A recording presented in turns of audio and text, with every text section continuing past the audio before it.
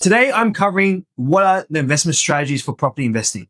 Now, most investors I come across especially beginner investors, have no idea what they're doing. They're just buying property, hold it for 10, 30 years, and then see how you go, right?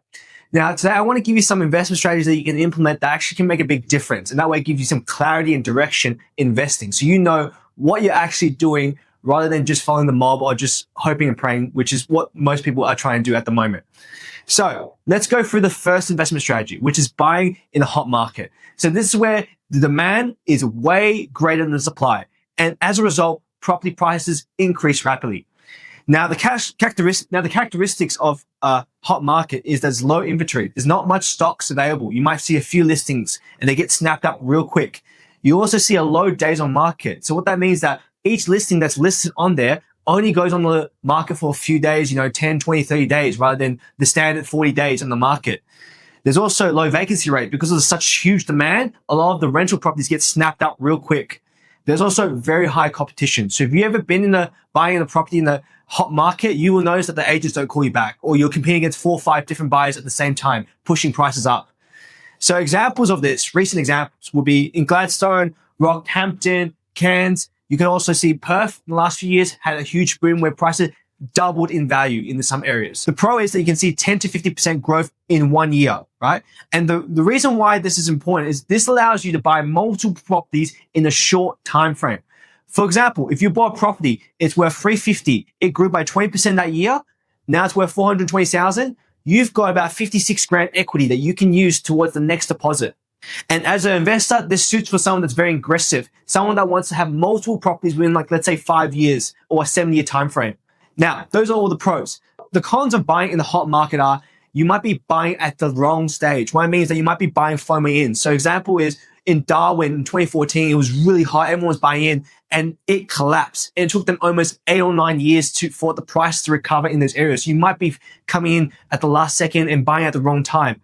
So the other con is that you might be overpaying. So because you're competing against 3, 4, 5 different buyers, you might be paying $20,000, $30,000, $40,000 over the market price for that investment. It's also very difficult to get stock because of such huge demand in those areas. So those are the main cons. Now, the question is, where is a good strategy? This really depends on your investment portfolio. Are you an aggressive investor? If you're someone that needs to get multiple properties within 5 to 6, 7 years, this is the ideal strategy for you to implement, because now you can acquire one property, you can buy a second one, next year buy a third one, and within 5 years you can acquire 5 or 6 properties. This is really ideal for someone that's aggressive, someone has cash flow, someone that wants to build a property empire in a short span. This isn't for someone that wants to be conservative or someone that isn't a risk taker. This is only for people that want to be aggressive and take risk. The second strategy is buying in a cold, or we call it undervalued property market, right? So this is where we see where the supply outweighs the demand, and you can see the property prices either go backwards or stay stagnant. The characteristics of this market is very opposite of a hot market. So what I see is you see inventory is very high. You might see heaps of listings available. You also see very high days on market. So what that means is properties that are on the market might take them 40, 50, 60 days to sell. You also see high vacancy rates because there's not much demand for the rental properties. And you also see very low competition. You might be the only one competing in the market, right? And I'll give you a good example.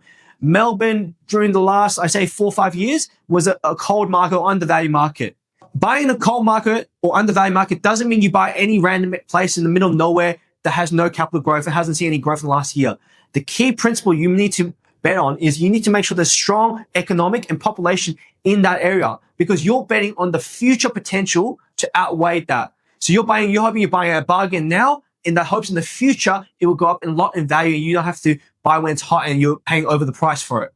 Because of this, there's no competition. So you can easily get a bargain on this price. Very easy to get $20,000, $30,000 discount on the market price on that listing.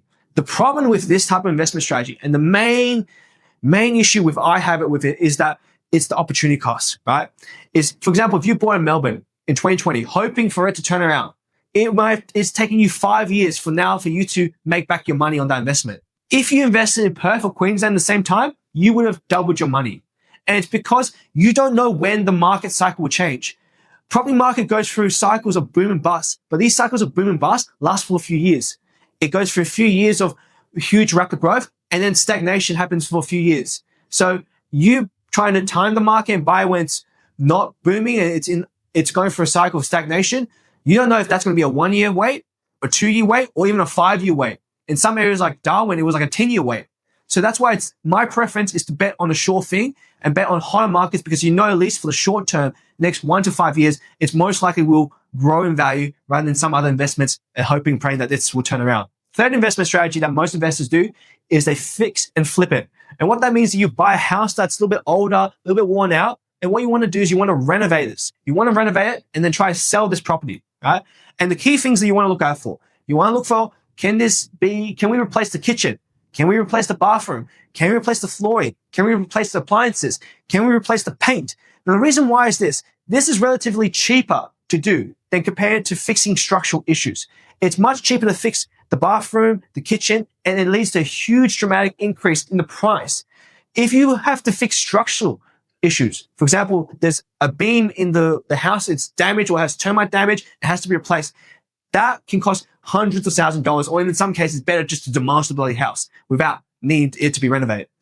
Now, by renovating, you can either sell it, make a quick profit on that. Most preference, hold it for 1 year, so you get 50% discount on the CGT. If you sell within 12 months, you pay 50% more on that CGT. Or some investors, what they do is they buy, they renovate, they take the equity, and that's for the next project.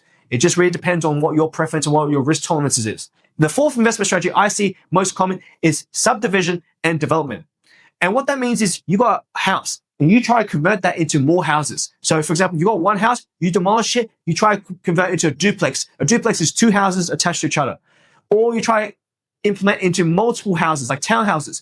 And the whole aim of that is that you're using more of that space and converting to more assets which you can sell for a profit. So for example, if the house is worth $1 million, if you knock down, rebuild, and build 2 brand new houses, you might be able to sell each brand new house for $1 million each. And then therefore you make about $1 million profit on that investment.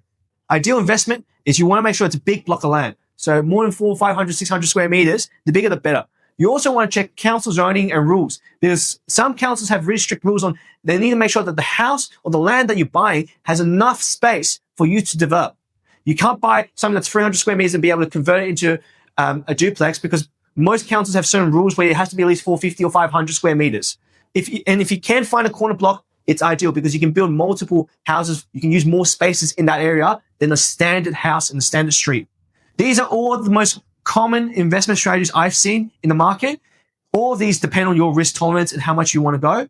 My preference, and most investors I see out there, they try to do the hot market strategy, because you want to build your wealth aggressive. You want to build it in the next few years. It all depends on your risk tolerance and what you want as an investor. So these are all the strategies you can. Hope you learn a lot in this video, and I'll see you in the next one.